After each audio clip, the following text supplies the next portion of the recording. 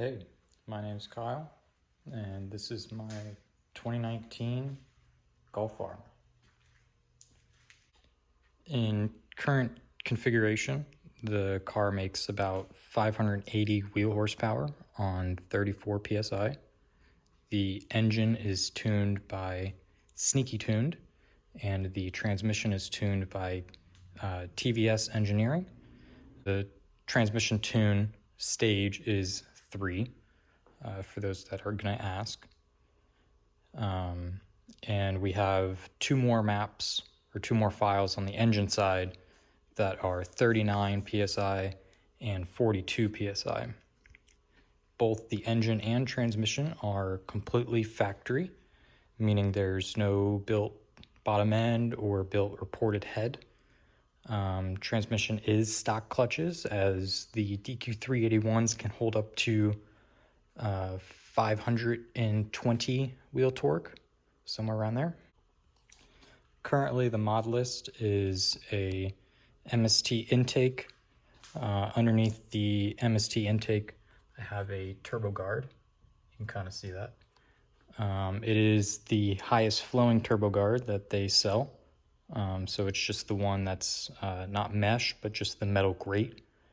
I run that over a filter just because I live in Florida, and the amount of dirt and debris that can get up into the intake is pretty slim.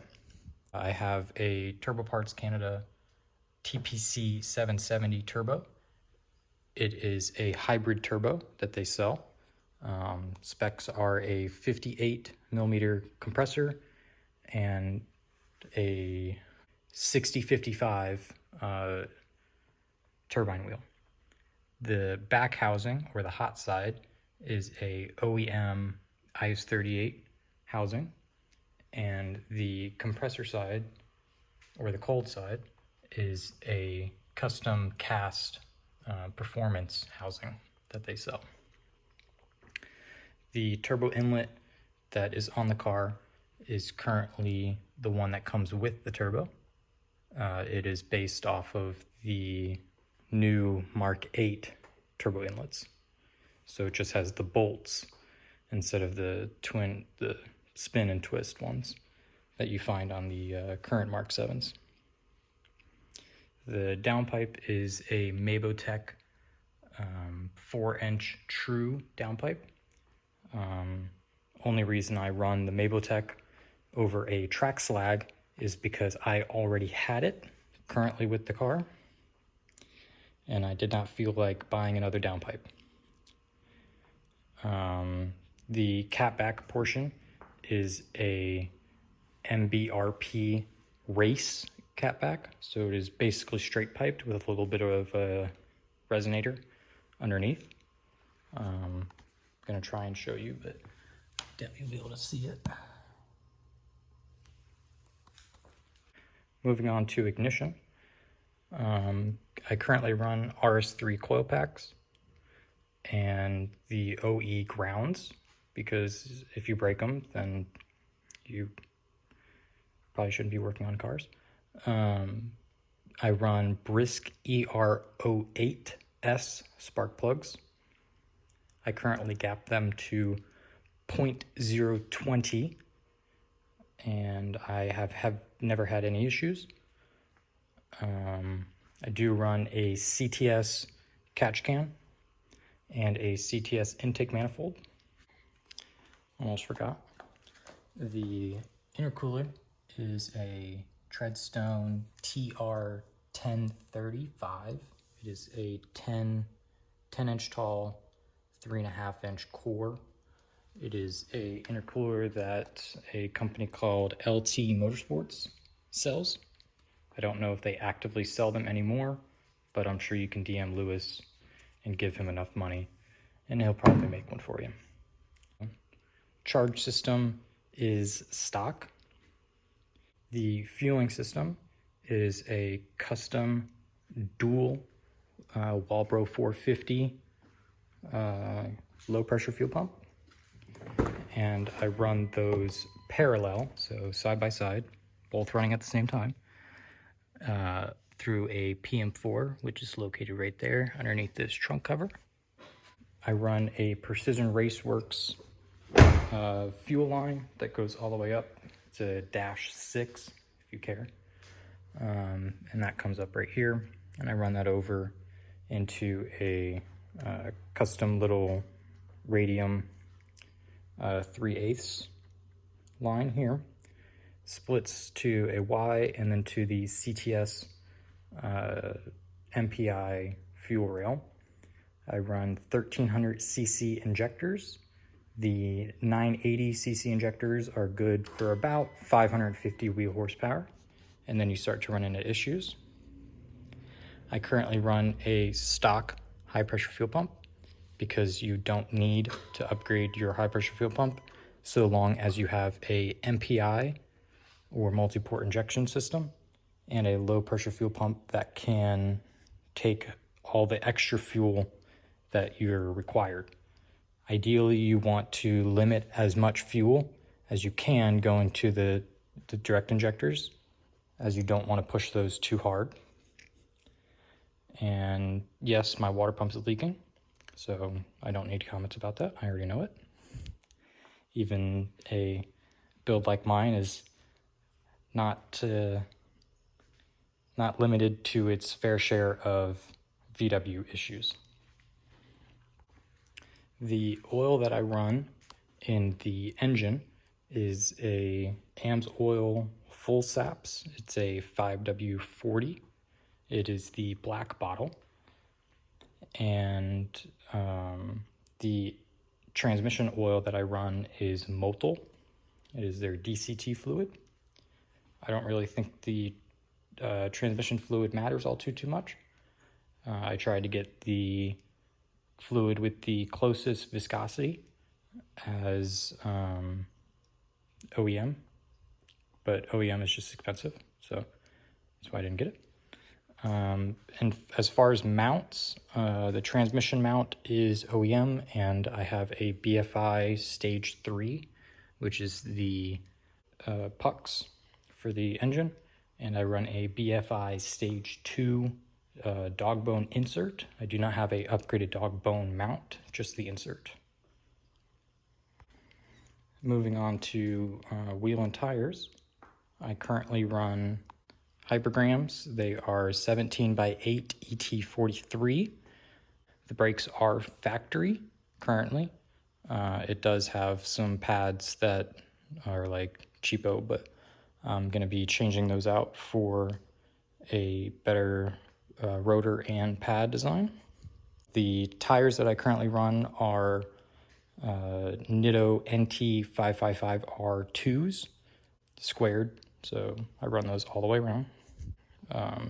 Currently, my opinion, the best bang for buck street tire that you can get for these cars. They handle the power pretty well, and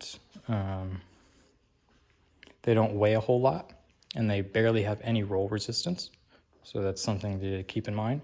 I did have a pair of M&H Racemasters. Those are currently over there. I took those off recently just because I wanted to see the roll resistance difference between those and the Nittos, at least just up front.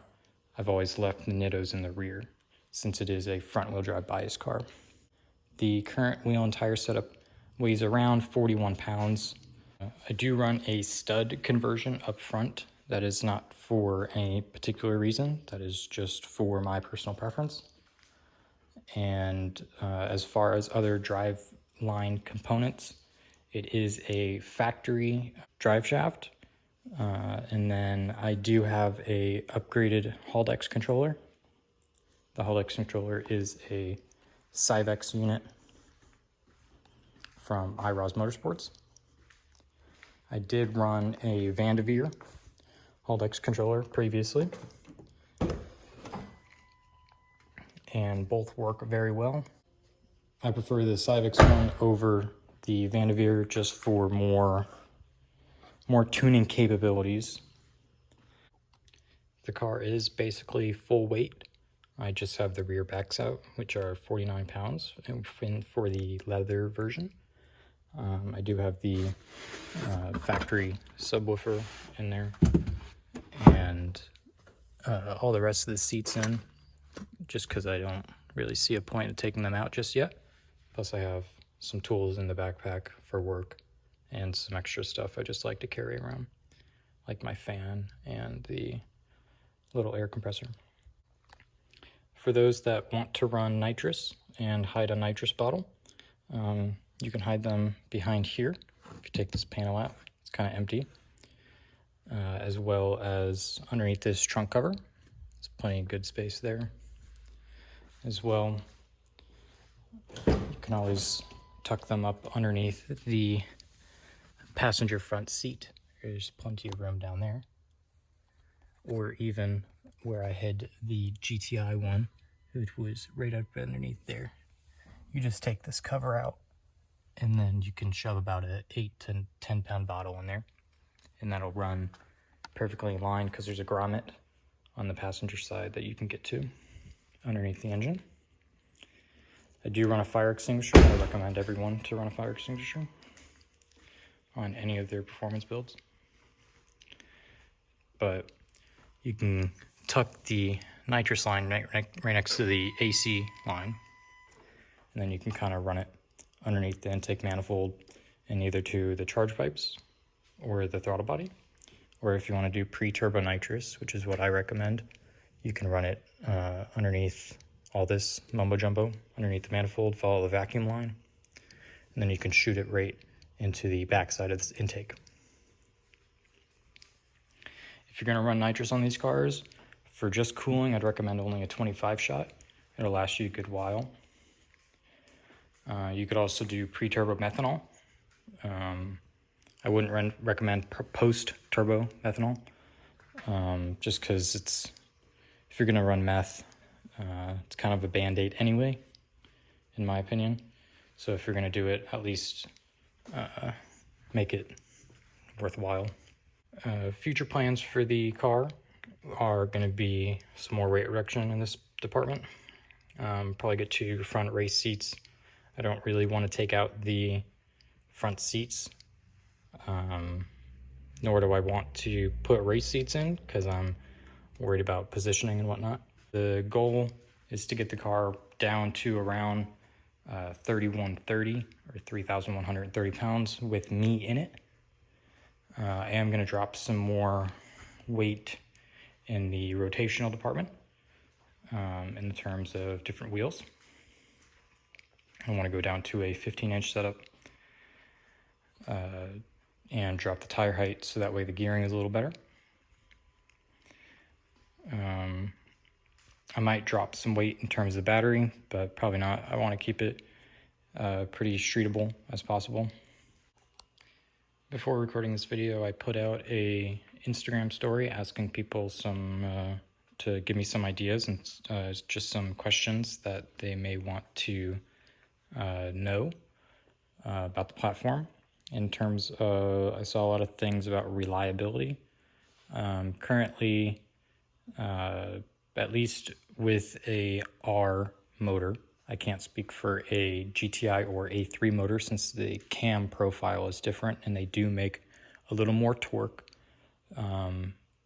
just because of the cam difference.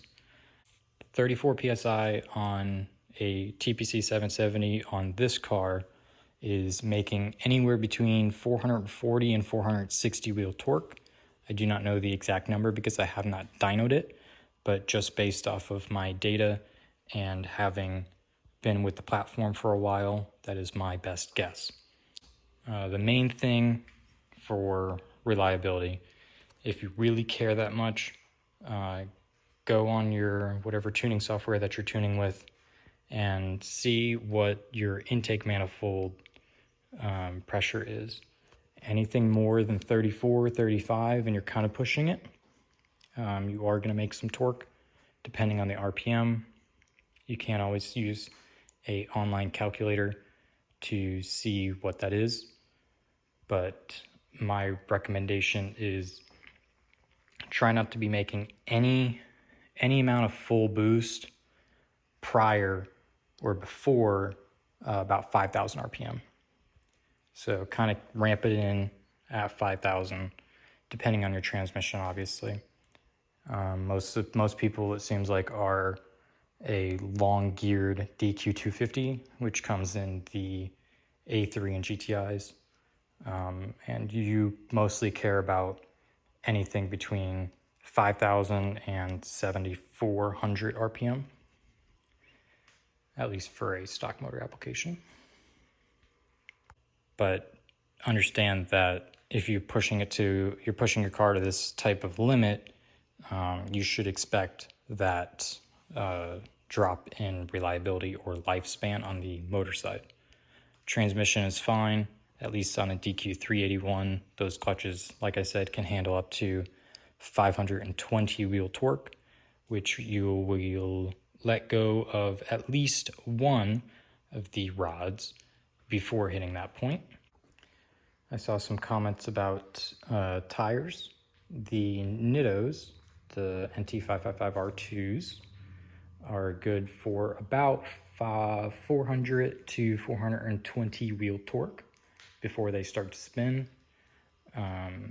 Once they do start spinning, they continue to spin.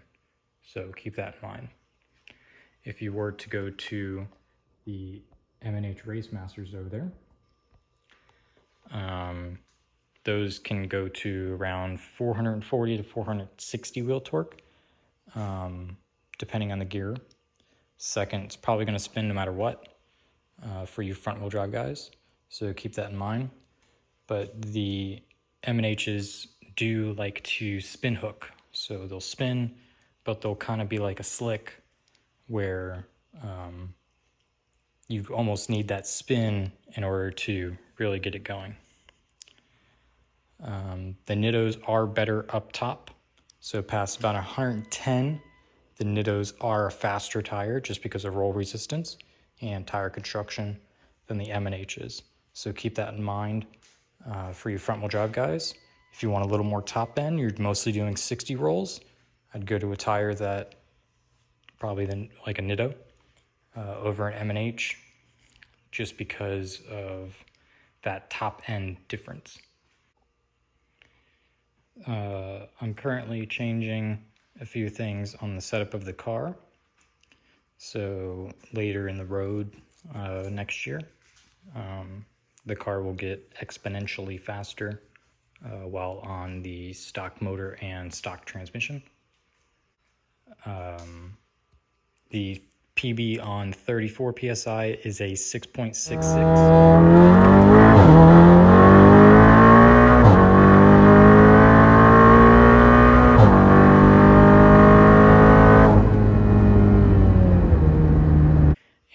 My personal best on the 39 PSI map is a 6.01.